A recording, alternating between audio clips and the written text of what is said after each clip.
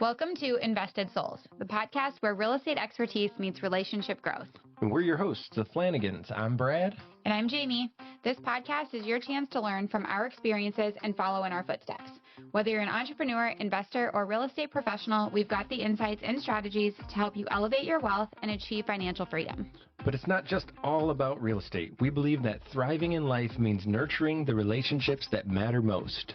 That's right. We'll be talking about how to balance your personal and professional life so you can create a fulfilling and prosperous future. So join us on Invested Souls and let's grow together in wealth, relationships, and success. Ready to elevate your life? Let's get started. Welcome to Invested Souls.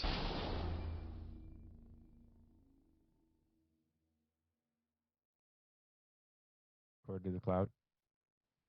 Well, now I got a notification from Zoom, though, that I'm over my Zoom limit also. Oh, nice.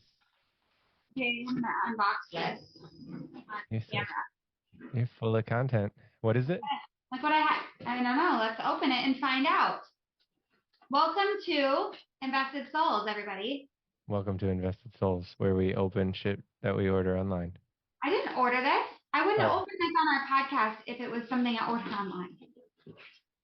Oh, well, there's always boxes. It went with our podcast well. Oh, bragging rights. Bragging rights. It's not bragging rights. It's $16,000.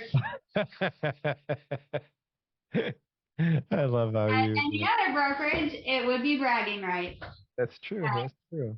At EXP, this bad boy is worth $16K. Well, $16K when you get it, and could be worth more by the time you open it from the box. $16K in stock at the price that it was at when you qualified. It wasn't a participation award? Not a participation award. Oh, okay. No. You have to cap. You have to sell enough homes to cap, which is no cap. 80 grand GCI, and then you have to sell 20 homes after that. What's GCI? Gross commission income. Yes. Is that before the broker split or after? That would be before. I like it. 80 grand, 16K comes off of that. I don't exactly know how much you end up with because, you know. Like around 3.8 million, depending on your average commission. Yeah. I like it. Yep. 10 homes at 380,000? Depends on how much you charge in commission, which I can't talk about on the podcast. We're not talking about commission. Well, we are. We're talking about volume. But volume has nothing to do with it. If you charge $1, you'd have to sell a lot of houses out of 80-20 split. So that's 80 cents a house. Actually does matter how much you earn per house that you transact. Sir. So you gotta sell value? I don't know. I'm lost. You sell value and experience. Well, yeah. You came home like midnight last night from a listing appointment. I did. And it was jam-packed with value. I went to the grocery store after. Oh, yeah. I can't. There's so many things. Okay, so I thought it would be very fun to talk about how we are navigating the scenario with the investor that we're currently working with, because statistically, it's kind of fun that he meets the criteria of the average American has 200,000 in home equity right now. And we have an event next month. By the way, I'm posting this podcast today, so. Well, it's kind of funny. I was reading this morning, so it's really neat that that's what you just touched on, because year over year, homeowners with a mortgage, which is like 62%. I'm hoping that I can find the little deal that I was reading, actually, but got 8% year over year in additional equity. which makes a number like in the trillions. And there's so much resource available in that equity. And that's seems to be a recurring conversation with people who are interested in making more. Hmm. Well, you think about, okay, so you've got $200,000 in equity. And the question is, I don't want to, a lot of times people are like, I don't want to touch my equity to start investing in real estate. It feels safe to leave that equity in your home, which, okay, I'm glad that you feel safe, but I don't know, choose your heart because I'd rather pull out that equity, buy 5 houses, and in 10 years, we have a compound interest calculator. I mean, just run it. 5 houses, so that's 20% down on 5 houses. I just ran it. It's actually 5.7. So you even have a little left over for some updating. um, but you could buy 5 houses, 20% down at $175,000. And now you have almost $1 million portfolio. So 10 years down the road, what does that look like? That's life-changing money. And then you pay those off and they're renting out for $2,000 a pop. You're making, 10 grand minus taxes and insurance once they're paid off, That's that's what's so conservatively. crazy is that the people's definition of what is safe. Like having a bunch of money in your equity, in my opinion, is very risky because when I need it, you have to come to somebody like me, get my permission, which not necessarily mine, but I have to be able to say, hey, I can put something together that's going to allow you to get that money out.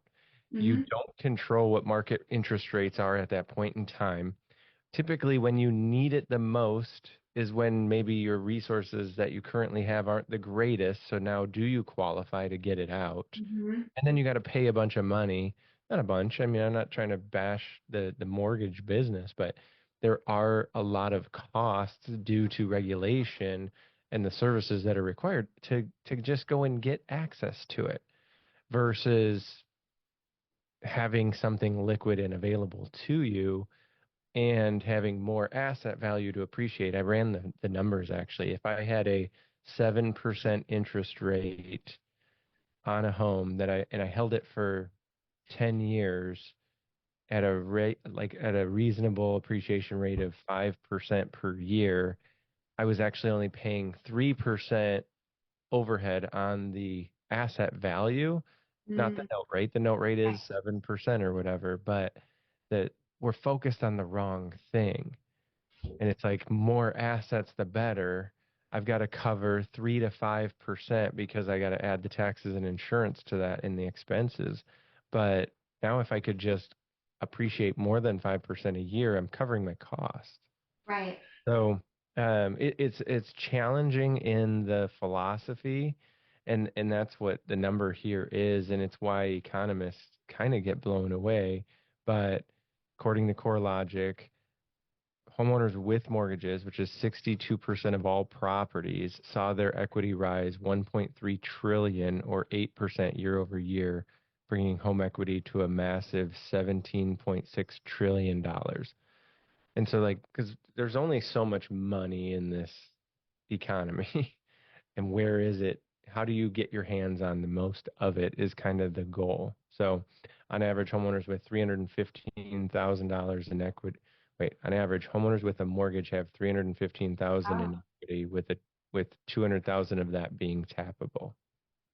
Oh, so my stat was so 200,000 avail like being able to access to it when you consider being able to take out 20, Can't borrow 100% all borrow. the time. Yeah. Yeah. Yeah, it's insane to me because it's like the opportunities are there, but now what's the worst? Then this is what you have to ask yourself. What's the worst that could happen? I go borrow my home equity. I buy a rental. It's terrible. I sell the rental. I pay it off. I move on with my life. Or you buy a rental. It goes well. You learn because the first one you are going to learn. And then you do it again and you do it again and you build a legacy for your family. Mm-hmm. I think and we have this event coming up in Utah and we, I went and totally put my head down and we've been working on our real estate and I've been focused on rebuilding my real estate business foundations. I think it's always good to go back to like okay, we got to go back to the business building blocks and make sure those are really solid before we add additional things to our plate. But we have this event in Utah, and the goal of it is to bring families in and actually create. And I've been listening to this Founders podcast, which has been really awesome too. But um, getting our families involved with this so that they understand, including our own kids, you guys. So we're doing this retreat. It's a family friendly. It's like vacation meets legacy building. And the reason that we're doing it this way is because, okay, this is another mind blowing statistic. People spend more time planning for vacation than they plan for their legacy. And I'm guilty too. I love planning for vacations. And honestly, if I probably spent less time planning for vacations, we probably would even be way further than we are. But I don't know how you do it. I was just trying to book those flights and hotel. It's crazy. yeah, I don't know that part of it. so, but yeah, it's like when we look at this, so we created this event in a beautiful space in October because it's going to be gorgeous. So the weather is going to be awesome. It's in Pelican Valley. We've got an amazing house. If more people that than fit in the house book, we have additional housing options available. And we've got a babysitter that's coming to help do kids activities. We've got some couples activities. We're going to do masterminding around like our vision. Mariah Brown she ran like her itinerary with me. Oh my gosh, it's going to be so fun. Like from a foundational, like building your family foundation. And so Brad and I have the real estate. So we're going to talk about building a real estate portfolio. And some of the guests that I've talked to that I think will be coming to the event, like real estate agents who have considered investing or they're trying to decide what the next step is and how to add income, diversify. So really, this is for a family who wants to build a legacy, whether you're in the beginning stages or you've started or you've got, several units or apartment complexes already. It's the masterminding, and it's really the collaboration with like-minded families. So getting our kids on the same page and getting them to experience, okay, why are we doing this? Why do we take time away from our family to go look at properties? And why is real estate such a big part of our lives? And get them to start seeing the value and the benefits, because our attorney had shared something with us, and she does a lot of estates, and after people pass, like the families never want to deal with the real estate. They just, a lot of times they end up offloading it at a discount, which, I mean, ultimately, that's actually where we bought in some of our properties. I Yep. never thought of it that way, but the estate sales, they offload them they just don't want to deal with the house. They don't know what to do with it. And it ends up going for a very discounted price. And I just don't want our kids to miss out on something that we've built because they don't see the value in it. And so that's one of the foundational things that's going to be happening at this event is just, we can only do so much in 4 days, right? But starting to instill those values so that they see the bigger picture from a young age versus just getting the benefits of the income and not really understanding the value for when, we want to teach them. We want them to learn from us. Well, and feeling included, right? Because if Yes. they, it's like that animosity that happens between siblings because the one's getting more attention to the other. It's the same with our work and our family. Like, are we putting all of our stuff, pouring ourselves into our business and then not giving what we need to give to the family? And then they create and build up just that disdain for it. So then when the time comes that it's theirs, they're like, get this thing the hell away from me. I have PTSD, if you will. I saw, my parents not be able to come to this, that, or the other thing. And I think we've done a good job of that. And we've learned a lot over the years as far as having the kids go to school online and be with us 24/7 and having a very transient lifestyle between three different markets that we were working and residing in. So, very interesting and opportunistic time to collaborate. And like you said, I was having a phone call yesterday with a gentleman who has eliminated or drastically reduced the less fulfilling activities, the just going out and drinking type of social life. And how do we actually turn that and help it to become more fulfilling and be around people who make those decisions feel empowering versus challenging? Like, it could be isolating to say, "Oh, I'm not going to drink," and then your friends don't invite you because they don't want to what's the word?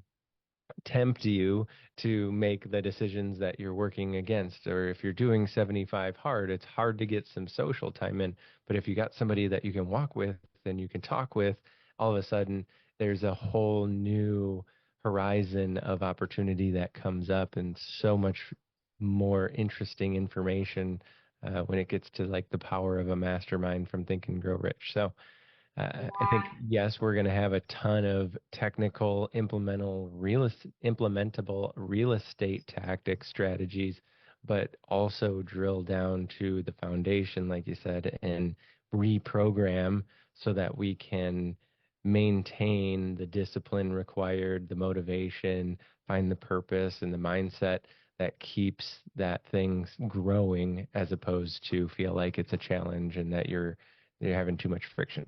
Hmm. Yeah. Well, and the other, it's like people talk about like my dad who's always gone doing the real estate thing. And we don't want it to be my dad. We want it to be like, it is a family unit and this is us as a joint and this is the benefits that the whole family gets. And I'm so excited. And Malia and Sean, if you listen to this, you better be coming because I just geek out on the fact that we have similar paths and it's awesome. And I think our kids it'd be just fun. But it's, it is so fascinating because I think about, sorry, like lost my train of thought when I got excited about traveling with families like us. And, um, but so going that with that, I was going to go to, I had this event, or me, Malia, and Jen Ginya and Jessica Hensley all went to Colorado. And so you were talking about like a mastermind and we had no plans. It was like we planned this thing. We didn't know what it was going to be. I happened to meet Malia and I was like, you should come to Colorado. And we like none of us had really spent time together. The four of us didn't really know each other. And we went to Colorado and there's zero alcohol, not one, none, that it didn't even really, it didn't even come up. And, but the amount of like mind blown, just moments was like, holy crap, we learned so much from each other.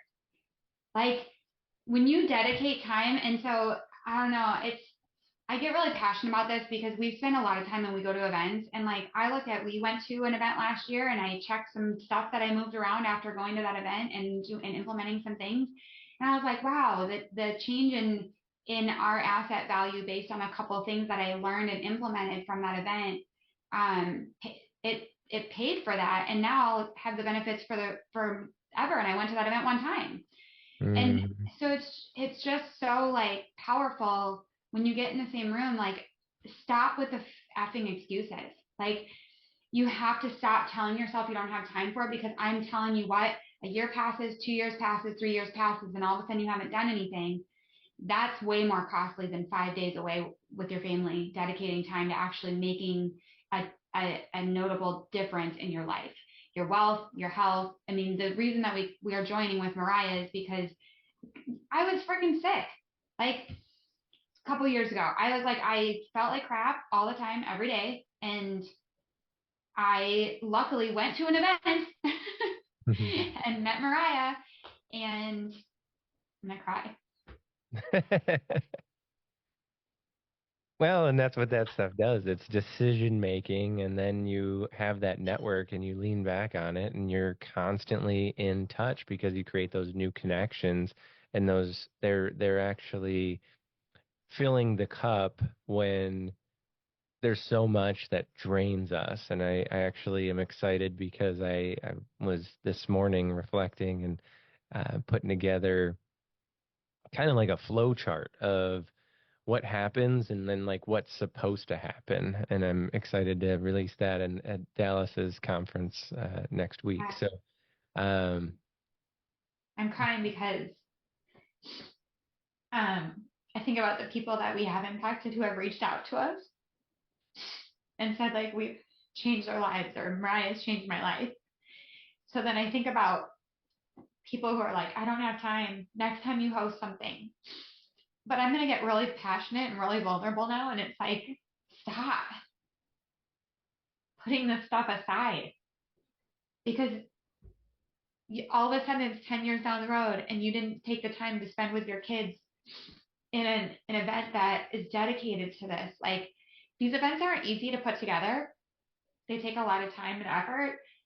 And I joked with Mariah because I was like, you know what? Like if nobody bought a ticket because we haven't promoted it, I actually just looked to hire somebody to help us with our landing pages and stuff. But I was like, you know what's so crazy is like even if nobody showed up and it ended up being Brad and I and Mariah and Michael and their family, like it'd be amazing.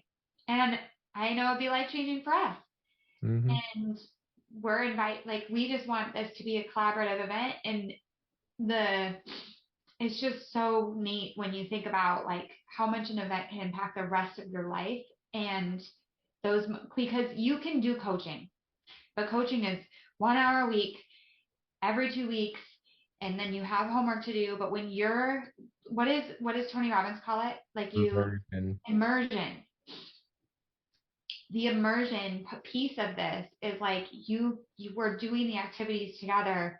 You don't have outside distractions. You don't have to do laundry. You're not running to get kids from school and then going back to work and then hoping to fit this in the evening at dinner where you're talking about casually about an investment property and you're trying to discuss it very, you know, like I said, it's an afterthought. It's more exciting to talk about vacation, which is why we do it, why we plan for it. It's more exciting. But that's why we created this. I mean, this was well thought out on the sense of the reason that we did this is so you can have a vacation that you will all remember.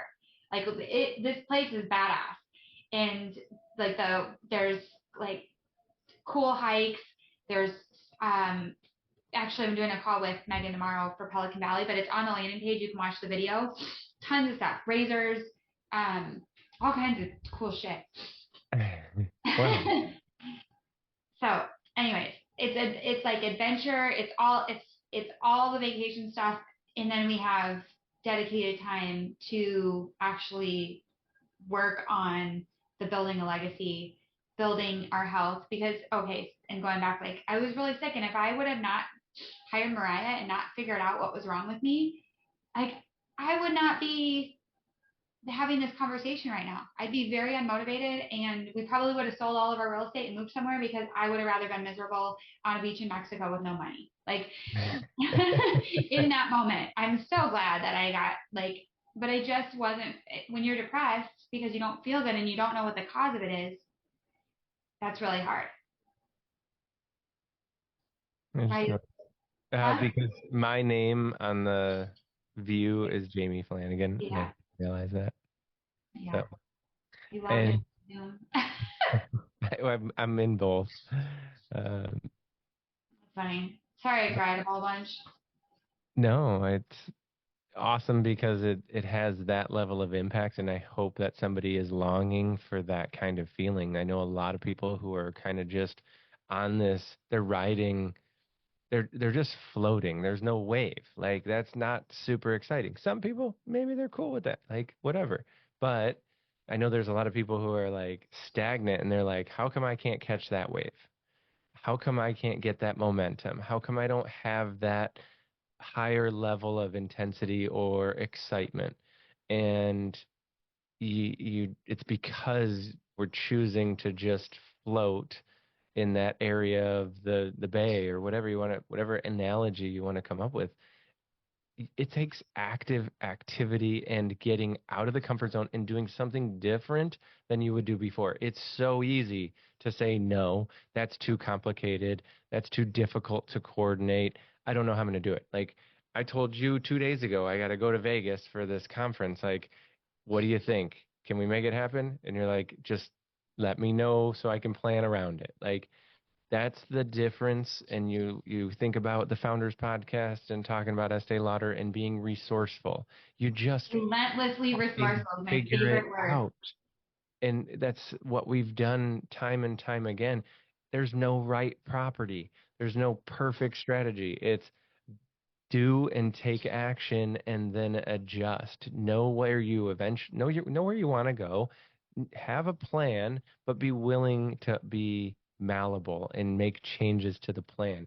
You might have thought you were going to go do this, that, or the other thing in October, and you might be having a big Halloween party, and you're not going to be able to put the decorations up. It doesn't matter what damn month of the year we host a thing, there's always a reason that a bunch of people have it. Are you in the bunch or are you in the small percentage of people who live it a little bit more extraordinarily? So I'll still Yeah. have a damn Halloween party. I may not be the one to decorate it, but we'll maybe not have all the decorations, but it, it it's not about that. It's about the experience that you have while you're there and the people that come and the community. Yeah. You said Being something part of about there that. will never be the perfect property, and that's another thing. I want to be able to share these podcast episodes, like when I'm out, even like showing properties or meeting with a potential coaching client, like where I can share these episodes, right? So something the founders podcast does is he has a library, and then it'll be like, here's the topics. Super excited about that. So one of the things I thought would be that is a valuable thing that's actually being asked regularly right now is like, well, which property would you buy? So like I'll be out showing properties and it's like there's this property and there's this property. And to be completely honest, it doesn't matter which property I would buy. It doesn't matter because your resources are different than my resources. So I have access to a great plumbing company. Brad and not I, we have access to a really great plumbing company. So for somebody else who doesn't, if there's plumbing issues, that's probably not the right property for them. If they are like, I have no idea. Now, of course, if you're buying in Omaha, I would refer you to our plumbing company. But that it comes up a lot of like, even in different markets, people will send me properties and it's like, well, the first thing you need to identify is what resources do you have? Who do you know? Do you know somebody who can do flooring? So that was the topic that came up recently was like, hey, if I bought this house as is, I actually know a carpet guy. Could we skip having the seller do carpet because I get a better price? So though that's the resourcefulness that comes into play, and that's like, okay, this is how you find deals because you have a carpet guy. Go look at every house that needs new carpet that people aren't buying. You have access to that resource.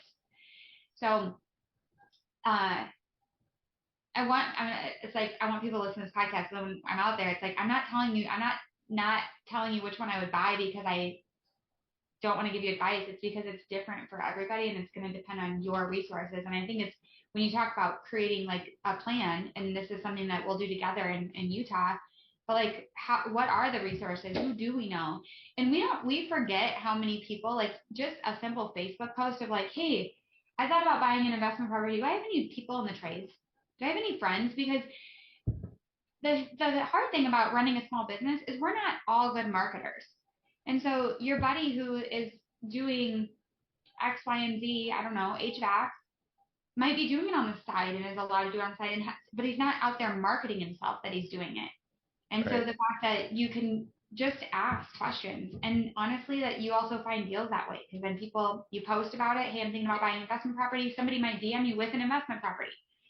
So it's just starting to utilize those resources and how do we communicate our messaging so that we attract. I mean, we're big into attraction. I want to attract the properties. Super weird thing.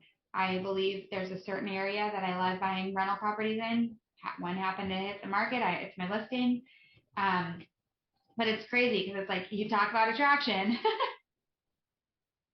and I'm like that listing fell in my lap, and I was like, oh, this is perfect. I have like a huge buyer pool for it. And it's knowing what it is that you want and then you focusing on it, then you're creating a plan and you're raising your awareness to the opportunities.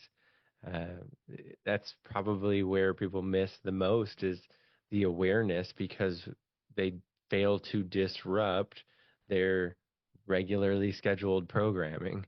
And I think that's one of the things that people would look at us and say, you're crazy for doing this, that, or the other thing. And why do you do that or this and do it so much or so intensively? And it's that disruption that forces us to constantly be aware. And when we're aware, we notice the opportunities. And then you compound those experiences that help you make better decisions subsequently. It's not hanging on to one specific, we'll call it a failure because that's what people resonate with. But a recent thing that keeps coming up is our reaction to things. There's really nothing good or bad. It's just outcomes that are desired or not desired. And if we're going to just sit there and dwell on this experience because it had a outcome that was undesirable, then and that prevents us from taking further action, then we're never going to have the desired outcome because we were failing to move forward. And sometimes we might have had a success, and that was one time in the past, and we just don't want to fail, so we're not gonna keep going. And unfortunately, that's where you focus on what you don't want or what you're gonna lose, and then you can just get more of it. Yep. Yeah. Well, I'm attracting 5 amazing families that are coming to Utah with us. We're gonna have a blast. So that's what I'm putting out in the world. How much is it? So it's 1,500 for adults and it's 750 per child that you bring. So if I'm a husband and wife, it's 3 grand, and that Yep. includes my accommodations. Yes. So program and accommodations, 3,000 bucks, 4 days, Utah, phenomenal amenities. Even if there was no program, you'd still spend that amount of money, I bet. Yeah. Oh gosh, the house. I mean, the house that we're staying in, you'd spend that money without, yeah, with no mastermind. Yeah. It's worth it. No. And if If you're in if Omaha, we can like caravan out there. I don't know. We can get wild. We can rent a bus. anything's possible, and that's what I just want to get across too, is that finance wise, that shouldn't be a hurdle. Um, it's going to be a matter of what's the excuse that we're Right. making, and let's talk about it. You want to make Yep. sense of it? We're The happy to price talk. was going to be a lot more. We had we wanted to involve the kids, and so we were like, how do we make this affordable for like where it feels affordable for people to be able to bring their kids? And that, so I'm going to cry again because that was a big conversation Mariah and I had was like, hey, are we willing to like do this for a much different price because I believe in the impact that this is going to have, and Right. she agreed, and I'm really, really happy about that. So, the reason we did the pricing that we did is so you can bring your kids and so that it can be a family event and the dates coordinate. I mean, a lot of the schools in Nebraska don't have school that weekend that we planned it. We planned that specific, that was on purpose. So just that, and actually, the few people I talked to are like, I'd pull my kids out of school for this. So glad that's a non-issue and that we're all on the same page for that because I do think that you're good. Like the kids, this is more. Sorry, I shouldn't say that, but I believe this stuff is way more important than a couple days in school. Right. No, there's curriculum for a reason. They can take that work and get it done. Yeah. Yes. I'm a I'm a testament to that, and I've gotten some great affirmations over and over again about the kids' performance, and people would have, I'm sure people shamed us for what their perspective of how we decided to pursue our kids' education. Oh, But for sure. with the Well, challenges that COVID presented and the dissatisfaction with certain curriculum, and we it want to teach our kids to have value in themselves, and that's something that I think is really powerful about this too, is like Mariah has really helped me like with each other. It's like we need to see value in ourselves for us to have a successful marriage, and we need to see value in each other and learn how to that allow us to be stronger and like even like going back to the feminine and masculine energy, it's like there's certain times that you want to be in your masculine and as a female, but there's a lot of a lot of times within the marriage that you need to realize, okay, now how do I be back in my feminine and vice versa? Because we all have masculine and feminine energy, but like with the kids being involved at a young age, I think it's super cool because like me and Lily were having a conversation and she was brought up like her adult child, she's got a daughter who's 18 and she asked, well, would she be able to participate in the adult stuff? And it really got me thinking, like, yes, like as long as you're comfortable with as long as you're comfortable with your adult children being in intimate conversation with you, but the value that because I didn't have this goes like deep, but this is something like that it's our generation. Many of the women that I talked to, we didn't talk to our parents about certain things. We mm, didn't have I didn't have like aunts, an auntie that I could call and ask like questions and so you don't have really a mentor to navigate the relationship stuff that if you didn't learn from anybody, you just created your own ways. And those aren't always healthy. And so this is like, okay, who are you surrounding yourself with? Let's get in the room with the five other people, five other couples, 10 other couples that all have similar goals and all want to actually work better together as a family unit. And we all have that same goal in mind, and now we get to do it together, and we get to throughout the year, like it's these relationships get generated, and we just get closer, and we get to grow. So So I'll true. go And off that my was a soapbox power. now. Well, that was a powerful, like, impromptu little mastermind that you guys put on. And Jessica Hensley, shout Oh, out to Jessica Hensley, part of the day, part of every month since then, I would likely say. Um, Jen Ginya, I mean, she came up, stayed with us. Mariah, obviously, I know she wasn't at that little mastermind, but she even was. We zoomed with her. oh my gosh. So yeah, there you go. Your little real estate pod there. Um, it's all of those relationships have grown exponentially since then, and I guarantee that all have had traction in relationship, family, and business since then. I'm not saying it's a result of just that, but it was a catalyst, and it was more of that momentum creating activity that just keeps it all going in the right direction. So Yeah. um, the keys there, I mean, recap: momentum, awareness, um, and disruption. Like friction is energy. It's just like, what are we going to do with it?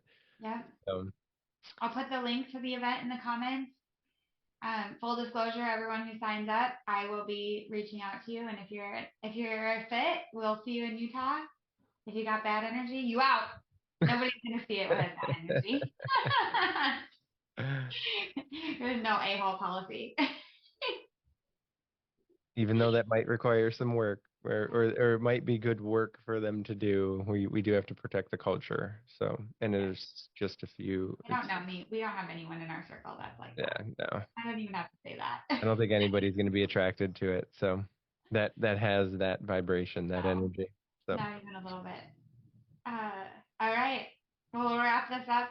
Thanks for our impromptu podcast today. And yeah, it was fix and flip congrats. to flip your life upside down. Right? Yeah, you're supposed to talk about flipping a rental versus flipping it to sell. Change your plans. Things Sometimes like we got to that. renovate ourselves. Yep. All right. All right. Love you, honey. Love you too. All Have a right. great day. You too.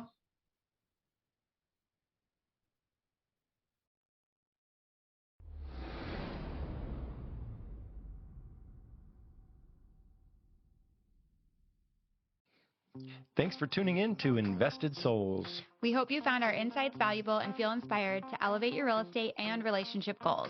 If you enjoyed the episode, please subscribe, rate, and leave us a review. Your feedback means a lot to us. Follow us on social media for more tips and updates, or visit bradandjamieflanagan.com. And to find out more about our Real Estate Wealth Accelerator, don't hesitate to reach out. Until next time, keep investing in your future and nurturing your relationships. Thanks for listening to Invested Souls.